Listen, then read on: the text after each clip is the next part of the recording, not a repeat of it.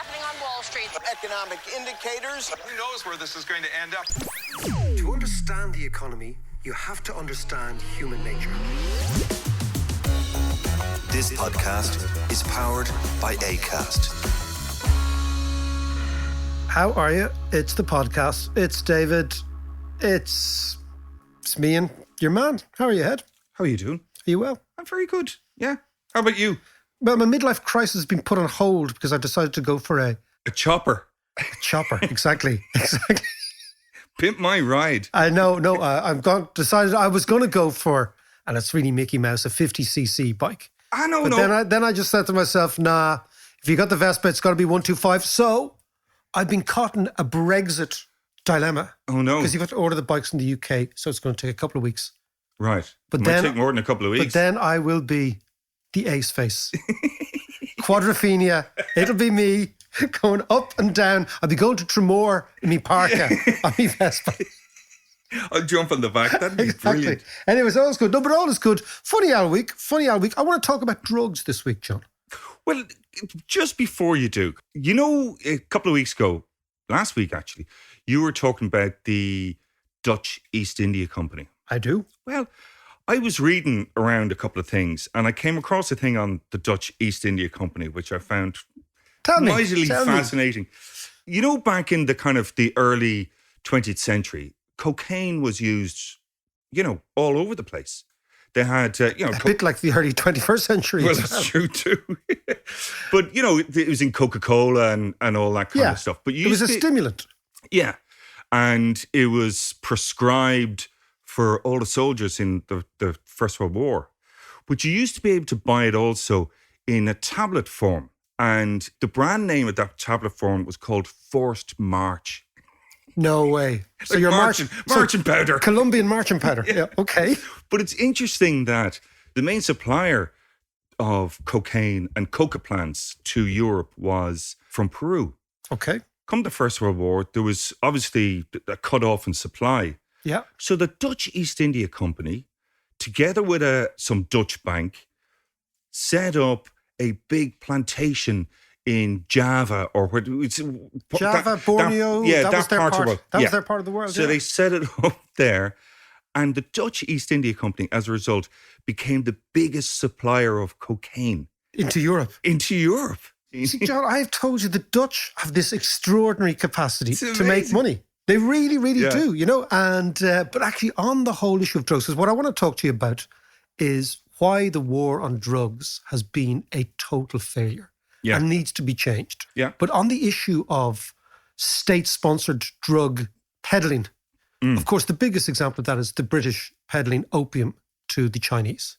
Yes. So the opium wars. And if you talk to any person who's been educated in China, any Chinese person who's gone through the main Chinese schooling system, they focus hugely on this, what they call the 100 Years of Shame, which is from 1840 to 1940. So about 1840, the beginning of the Opium War, to about late 1940s, the beginning of communism. This is what they called it. Caroline Kahn, wasn't it? We had on the podcast a while ago. We did have her, yeah. And did she talk about that as well? She spoke about that. Because she grew up in China, obviously, and the education system. And that's what she was saying. Well, I mean, what they teach them is this idea that...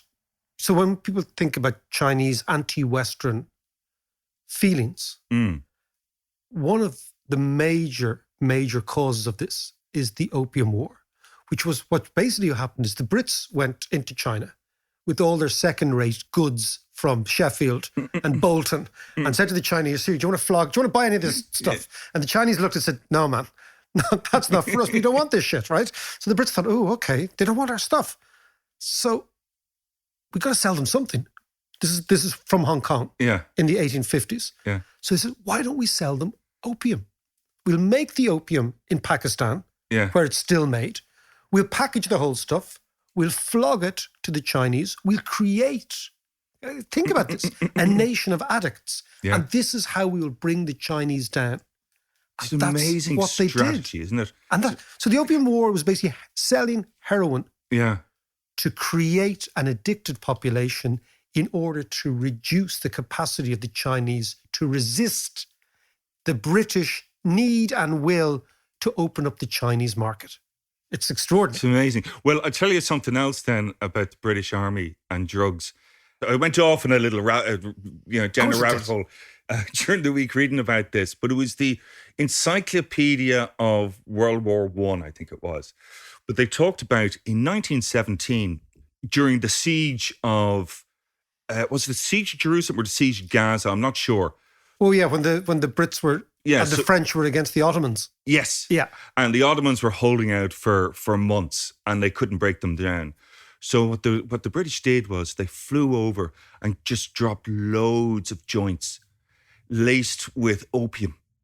No way. Because there was a shortage of cigarettes in the city that the Ottomans were. Of course there was. And they're all gagging for a smoke. So they dropped loads of cigarettes that were laced with opium. So the lads went around, gathered it up, sparked up, had a big old party, and then the Brits attacked when they're all kind of chilled out and eating crisps. Late at night. Go to Domino's Pizza. But that's how they broke them down, isn't that? That is extraordinary. That is extraordinary. But on the serious note, John, the pandemic gives you a chance to take stock of things, okay? And says, hold on a second. Now you think, if we could close down the economy for a year, and if we could... We did. well then can't we not think of other things we could do which would actually be of benefit to society? So the idea is, if you look at the war on drugs, what you see is the war on drugs was introduced mainly in the United States and then all across Europe in order to reduce supply. That was the objective, right? Yeah. And of course, what it's done is the opposite. There are more drugs available everywhere than ever before, number one. Secondly, the cost of this to society is phenomenal. Yeah, it's right? huge, yeah. If you think about what is happening, if you could have engineered a situation to encourage gangsterism and the mafia, you couldn't think of a better way than the war on drugs. It's custom made to create a serious drug cartel just like problem. Prohibition in the 20s. So if you go back to the 1920s in the United States, the Prohibition movement, it's very old in the States. It wasn't just in the 20s. It's emerged and it's beginning in the late Victorian age. Right. It's quite sectarian and it is quite racist in its undertone. I mean, there are the evangelical folk who really believe that alcohol is the devil's buttermilk. Devil's buttermilk. Ian Paisley said it once to a journalist. I can smell the devil's buttermilk from your breath. He did. Good old Ian. It's great stuff. And a little whistle at the end now. Anyway, so there were people who really believed, but there was also there was a very anti-Irish part of the Prohibition, an anti-German part of the Prohibition. Right? Because the Germans love beer. The Irish pretty much like beer too. So there was, and of course the other thing, whiskey. and whiskey. And then there was the anti-Italian, because the Italians came and they brought wine in big consumption in the United States. So the WASPs kind of conceived of this as, and there was also a very, very anti-Chinese movement in the early part of the last century. And again, this was against opium dens. So the whole prohibition idea comes. But what it does, John, is it just simply pushes the price up.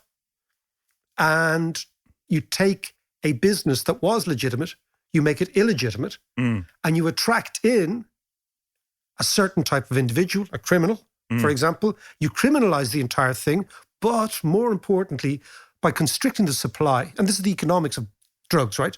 What you do is you drive up the price. If you drive up the price, you drive up the profits. If you drive up the profits, you attract in more and more people. But because the turf has become more valuable, the turf war between the gangs goes through the roof. Sure, yeah. Okay? And so therefore they get more violent and they get increasingly more violent. And what you see in Ireland, but all over the world, is these unbelievably, unspeakably violent gangs fighting over the turf. But the entire issue has been engineered by prohibition. Now, because you cannot stop people getting off their heads. Right? This is the first thing, right? Yeah. You may not like it, but it is, right? Yeah. Humans, if you go all the way back... It's a human condition. Well, the first evidence of weed goes back thousands and thousands of years. Thousands and thousands of years. Yeah, it does, yeah. And, you know, the story of Jesus walking on water. Yeah, absolutely. It's funny. So you see that guy walking on water? Yeah, it's a mirage, man. But think about it. So humans have, whether moralists like it or not, have always wanted to alter their own heads, right? Whether it's booze or drugs or whatever. So that's the fact, right? If you decide that you're going to morally think this is a bad thing, and if you decide that what you're going to do is you're going to try and hit supply, all you'll do is drive up the price. Yeah. And once you drive up the price, a whole new dynamic comes in. So, John, if you just think about Dublin, right? You've got drug gangs, so that increases dramatically the guards' budget to try and control these guys. Yeah. You have huge increase in petty criminality in order to get money to buy the drugs. You have our prisons stuffed full of people on small-time drug offences. Yeah. Do you remember years ago, did I tell you I went into Mountjoy to teach a bit of economics years ago, a long, long time ago. The education department in Mountjoy, who do amazing things. They asked me to come in and teach an economics course to guys who were trying to basically do the Leaving Cert. Yeah. And how did that go? It was great. It was great. They were really interesting. It was really, look, you go into the Joy, it's a really, really rough vibe.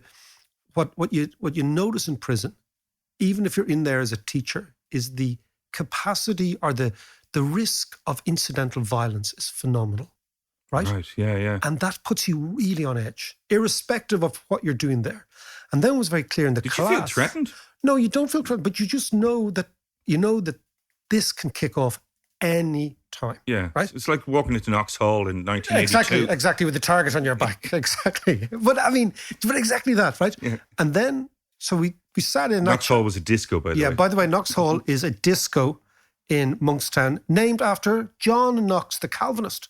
Yes, the Calvinist preacher. This is where people from New Park used to be... the prohibitionists, I'm sure. It probably was, but people from New Park, which is a school around this neck of the woods, which was always cooler than other schools, were DJing. I always remember that, and their music was much better than anybody else's. Yeah. It's getting very, very early new wave stuff. Anyway, I digress. We do digress. But in the Joy, so it was very clear, like the class was split into, there was a hierarchy actually in the Joy of prisoners. And it was very clear that the armed robber was the top of the hierarchy. Yeah. And this armed robber who was quite ahead was talking to me about this. Then he said, these OTC lads, OTC? Over the counter. Right. So these are fellas, heroin addicts who jump over the counter, rob the thing. And there was a hierarchy, right? So when I was teaching economics, so the OTC lads were at the bottom. But anyway, the point is, it was very clear, the vast majority of the inmates in the Joy are there for drug offences. Yeah. And small drug offences. And if you look at the numbers in 2019, the last time we've got records for it, right? Yeah. 2019 to 2020. In 2020, during the pandemic, drug-related offences have gone up by 8%. Okay. 22,641 cases, arrests for small drug possession in this country, right? Just possession. 69% of all drug offences, 69%, so the vast majority are for possession for personal use, right? So what you're finding is the guards are going after small-time users. Yeah. The big-time guys aren't getting caught at all. This is clogging up the prison service. Yeah. It's clogging up the court service. It's hugely taxing for the guards themselves, right, in terms of overtime and whatever. So if you look, they're the figures in Ireland. But if you look at the figures in the States, and in the States, there's no reason to believe that what's happening in Ireland, the States is just a bigger version. They've got more data. But just in the total failure of the war on drugs, right? Since the late 1980s, America has spent over $1.5 trillion on the war on drugs. And the DEA, the Drug Enforcement Agency in America, believes it has been successful in stopping less than 1% of the drugs destined for the United States. Wow, that's a bad record. That is an extraordinary record, right? Yeah. America has 5% of the world's population. It has 25% of the world's prison population. And the vast, vast majority of those are in small-time drug offences. Yeah. Right? Exactly the same here in Ireland. It says so much about America, doesn't it? It says so much, but it says so much about how the war on drugs has totally undermined society and has incarcerated. It's the same thing in Ireland you see in Mountjoy Prison, which is, JM's always telling you, where is Mountjoy? Yeah. The prison in Dublin. 75% of the inmates come from 3 postal codes in Dublin. Jesus. And it's all drug related. Yeah. Right? So the question is, the pandemic gives you a chance to say, hold on a second, let's talk about the future. Prohibition has never worked. Mm-hmm. The one problem with prohibition, it creates the mafia. Yeah. The mafia created its own problems. You stop prohibition, you stop the mafia, you stop the flow of money to these guys. So I think it's absolutely time now for the world to realize that the war on drugs has been a profound failure, has generated huge economic, social, emotional, psychological costs by criminalizing something that is a health issue in many, many cases, okay? Yeah. In the extreme form, I'm talking about heroin addiction. But if you look at the whole gamut of drug taking, it would seem to me to be entirely logical now to legalize. I think all drug taking, you might have a different issue. I do have a bit of a different... To tax it like booze. It'll be like, you remember the old reliables in the budget? Yeah. In a couple of years' time, it'll be like weed's going up by 20%. Cocaine by 20%, smack by a little bit more, the old reliables, right? But this is the same, think about the language we use for booze, which creates alcoholism on a huge, huge rate in this country. Actually, do you remember the other week you were telling us about when you were doing your thing for TV3 that you interviewed Woody Harrelson? On this very issue. I dug it out. Oh, do you have it? I do. Here, have a listen. Well, listen, it made sense then, and it makes sense still. If you look in the States, you had this drugs policy in the States is very similar to your policy on prohibition and alcohol in the 20s, which was a disaster and produced, many would argue, the mafia in serious numbers. Why can't they look at prohibition and say, try this one, didn't work, and try something else? Well, the same is true of this war on drugs as is true on any war. It wouldn't happen if it wasn't extremely lucrative for somebody. In the United States, they spend their own figures from arrest, which is 700,000 people a year for pot, to incarceration, which, there's millions of people incarcerated for it. Their figures are that they spend $101 billion a year. $101 billion. Now, if you think about Ted Turner gave $1 billion to the UN, that $1 billion will fund programs for generations and generations, So if you think about how much $101 billion is, it's disgusting, For a guy who's stoned off his box, very articulate. Made a lot of sense. Yeah, he's really, really clever. There seems to be a bit of a paradigm shift across the board, particularly in America. Most of the states have legalized. Some of them have. Places like, Colorado and these sort of states. No, but I mean, recently, like New Jersey just last week. But also, I was reading there recently about David Beckham. The Dutch East India Company and David Beckham. The library has been ransacked this week. David Beckham apparently is a shareholder, or he's an investor in this company called Cellular Goods that use cannabinoid. I have a real problem with that word. Hold on a second. Is that what happens when you're stoned? When you try to say cannabis? Give me some more crisps. So Cellular Goods is actually a kind of a healthcare and skincare products for... Which we both need. Oh, definitely. But for athletes, so maybe we don't. No, we don't.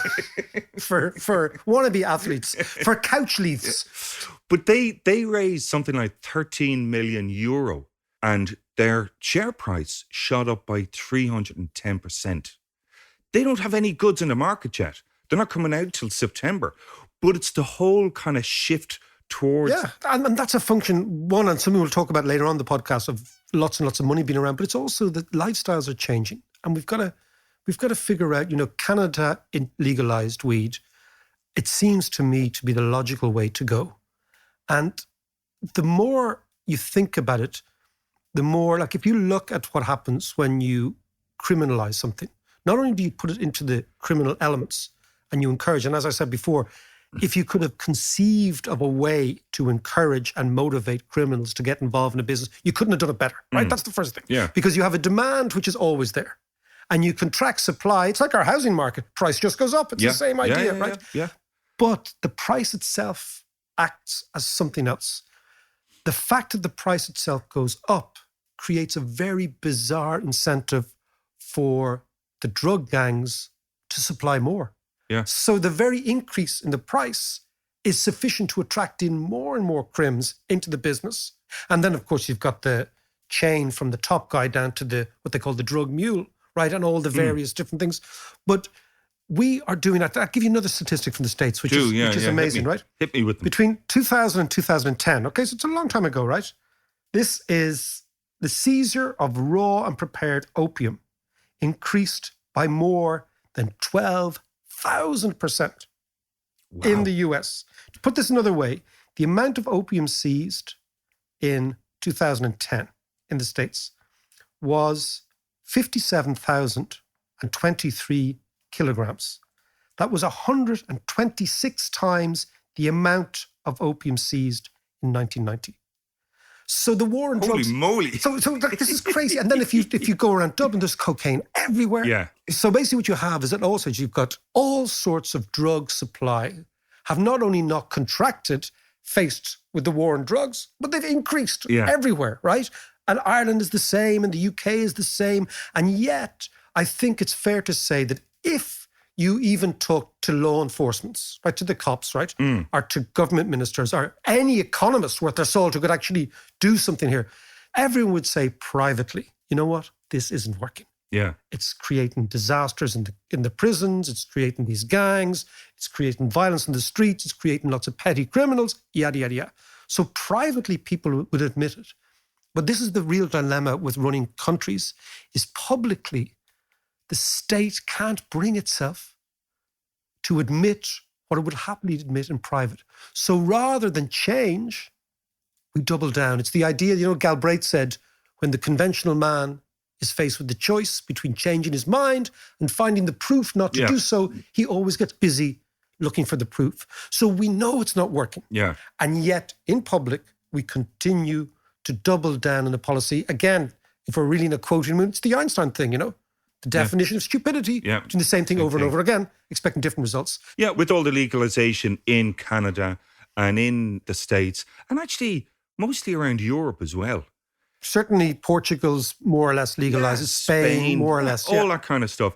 So the more legalization around the world surely will give a little bit more leeway or more encouragement to legalize here. I would hope so. Because I think, again, you legalize it, you tax it, you make it legitimate. The evidence from Canada is that there's not, the way a lot of people say morally, well, you're just going to have, everybody is going to be wrecked and stoned, right? The evidence from Canada is really modest. I'll give you the figures from Canada. Right. In 2019, there's more than 5.1 Canadians, nearly 17% of Canadians reported using cannabis in the 3 months before the survey. That's up from 15% in 2018. So you see a tiny increase of about 2%, 1 or 2% pre and post legalization. So this idea there's going to be a jamboree, it's nonsense, right? Yeah. But my point is that we need to have a serious adult conversation in this country about drug taking and drug use. My feeling, and I know it's different to yours, is that we should legalize and control the supply and the stage supply of all drugs. And with the tax income you raise from those drugs, you should ring fence that for drug rehabilitation for addicts. Because what is happening right now, if you go into the center of town, all these addicts are regarded as criminals. Yeah. The profit from their usually robbing things is going directly to drug gangs, is being recycled into all sorts of other businesses, but mainly back into the drug business because it's so profitable, right? Yeah. The state then is just picking up the pieces 3 or 4 stages behind the gangs, and all the while more and more people are addicted and more people are marginalized. Whereas if we said, okay, this is an issue that humans have always wanted to get off their heads. We might not like it, but it's the fact. We're going to make sure that purity is something that we control. Yeah. Okay, that's the first thing. And of course, the evidence from the States is quite weird as well with respect to drug gangs, is that the more you criminalize, the purer the drug becomes. Yeah. Because the risk for the dealer is that if they get caught, they're going to go to prison. So they increase the purity in order to make sure that their market is stable and bigger. Right. So it's worth the risk. And it's worth going to prison for then. Exactly. So again, I think that we need to really apply basic economics to this and understand that what we've done is we've created an entire parallel universe under the umbrella of the war on drugs, which has failed monumentally. And I think if we tax drugs and if we then used the income from that to be ring-fenced to the extreme issue, it's a bit like, which is the heroin addict or the coke addict, and used and said, that person is sick, that person is unhealthy, that person needs to be actually helped out of addiction. Yeah. As we do with alcoholics. Well, it's interesting to say that because do you remember myself, Mark and Ado, we did a animation for Facing Addiction, which is a charity in the States. Which is I remember that. Yeah. And it's mainly geared towards, you mentioned earlier there about opium. A large part of that rise in opium use was actually down to doctors themselves overprescribing painkillers. And Oxycontin and all those sort of things. Yeah. The highly addictive stuff, when people come off that, so they substitute with street heroin. Yeah. And that has been one of the biggest problems in the States over the last while. So what you do is you say, okay, we have this issue. Humans, whether we like it or not, like to get off their heads. The more your life is spiraling out of control, the more likely you are to want to get off your head, to block it out. So poverty, lack of education, lack of opportunity. It's not for no reason that heroin addiction is highly localized in Ireland in very poor areas. Because the cost of getting off your head is much less significant. Well, we also talked about the Rat Park experiment. You remember that a while ago? Yeah. Where, if people aren't being mentally stimulated enough, they look for other stimulants. Exactly. So why don't we realize, look at this, the totality. You have economic, social deprivation all coming together, which manifests itself personally in people feeling, well, you know what? I just want to block this stuff out. Then you have the local gang on the street, highly incentivized because of the price and the illegality to actually sell drugs. Then you end up with somebody being addicted, but that person, rather than being seen as somebody who's got a health problem, is seen as a criminal. Yeah. So you put that person in prison. Yeah. And you fill up the prisons and you fill them up and you fill them up. And all the while, the gangs keep supplying more and more. Yeah. And that, when I was teaching in Mountjoy, that really struck me, was the downward spiral and then the cul-de-sac these guys are trapped in. Yeah. So the guys I was teaching were trying to do economics for the Leaving Cert, right? And they were really trying. And, economics is tricky, and it's tricky enough, but you could see the dynamic that was there in the room, which was, if we don't get out of here, if we don't get out of this cul-de-sac that we have waltzed ourselves up or been waltzed up or find ourselves in, we have no other way of making a living when we get out, because we've a criminal record. Yeah. We've been hanging around with crims. Imagine the conversations in prison. Yeah. Right? We've been hanging around with crims. Our network has become criminalized. Our personal network has become criminalized. And the chances of us getting back on our feet and maybe doing, let's say, getting onto one of those trusts that you can actually, a drug counseling way out are very, very slim. Much, much easier to fall back into what you know. So what then you get is you criminalize generations. Yeah. And you criminalize whole areas. There was actually a very interesting article written last week by Kitty Holland in the Irish Times about the North Inner City, the Northeast Inner City. And just that nexus of poverty, lack of opportunity, feeling completely abandoned by the rest of the city, and then the drug gangs. And the attraction of running drugs when you're 15, 16, because you're the man, you've got the Gucci kit, you're the man, you've got a few quid in your arse pocket, but you're actually getting sucked in deeper and deeper into a criminal conspiracy, which only ends up in one way. Either you go to prison, or you end up deeper and deeper in the gang, being forced to do more and more unspeakable things. And it's all because we've decided to criminalize something that if we decriminalized it, we'd take out the entire incentive for that parallel universe to exist. Yeah. And you can say, okay, we won't do anything about it. Or you can have these conversations like adults to say, you know, maybe it's time to legalize weed and to begin to legalize all other drugs, tax them. The state becomes the main supplier.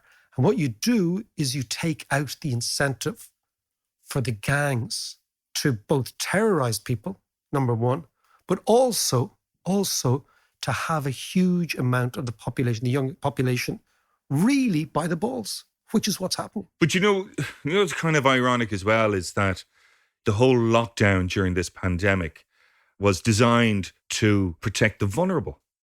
But this part of society is also the vulnerable.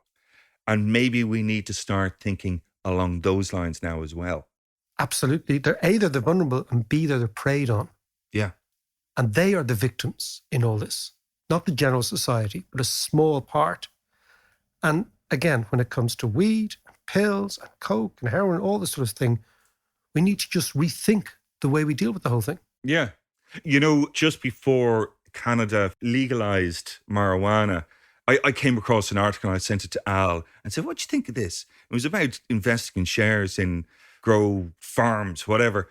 So we ended up not doing it, thankfully, because apparently when it was floated, it completely crashed. But we operated under the project name of Project Pension Pot. Which didn't work. Well, I'll tell you, the last Canada story with respect to weed. I worked in Canada many years ago as about an 18-year-old. Yeah. And I went to Canada for one of the summers.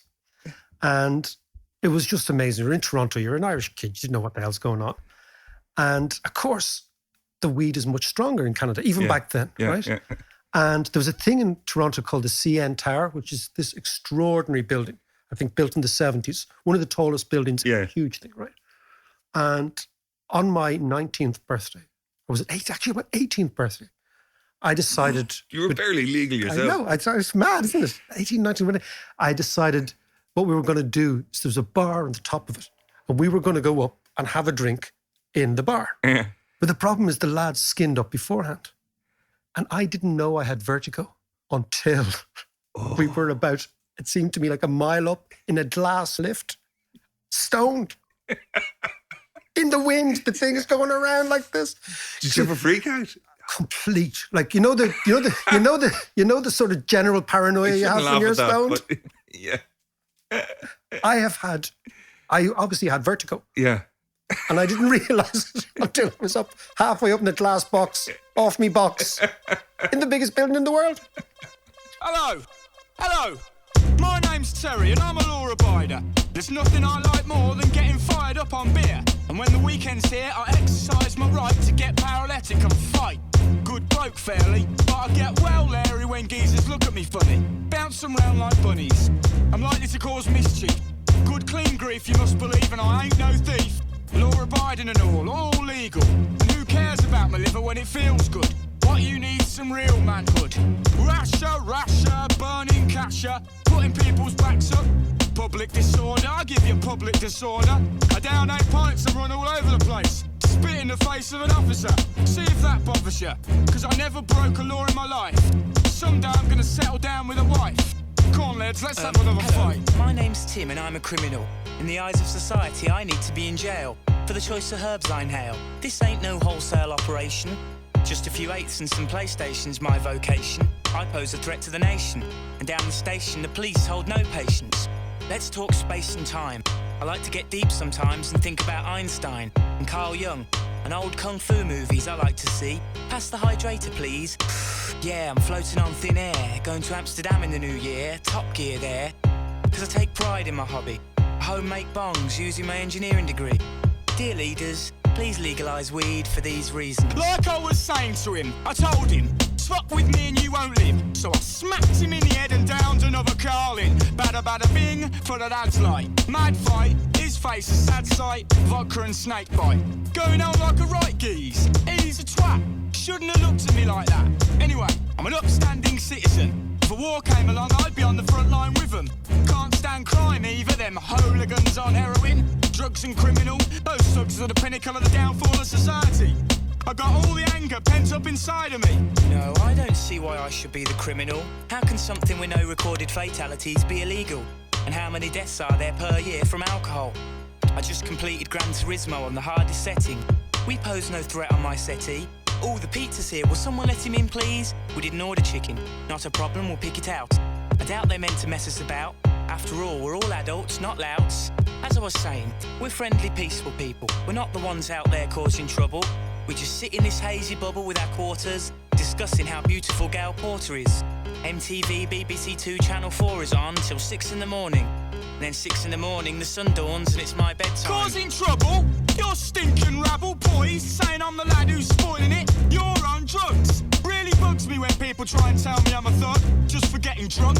I like getting drunk, because I'm an upstanding citizen. If the war came along, I'd be on the front line with them. Now, Terry, you're repeating yourself. But that's okay, drunk people can't help that. A chemical reaction happening inside your brain causes you to forget what you're saying. What? I know exactly what I'm saying. I'm perfectly sane. You stinking student lame-o, go get a job and stop robbing us of our taxes. Well, actually, according to research, government funding for further education pales in insignificance when compared to how much they spend on repairing leery drunk people at the weekend in casualty wards all over the land. Why, you cheeky little swine, come here! I'm gonna batter you! Come here!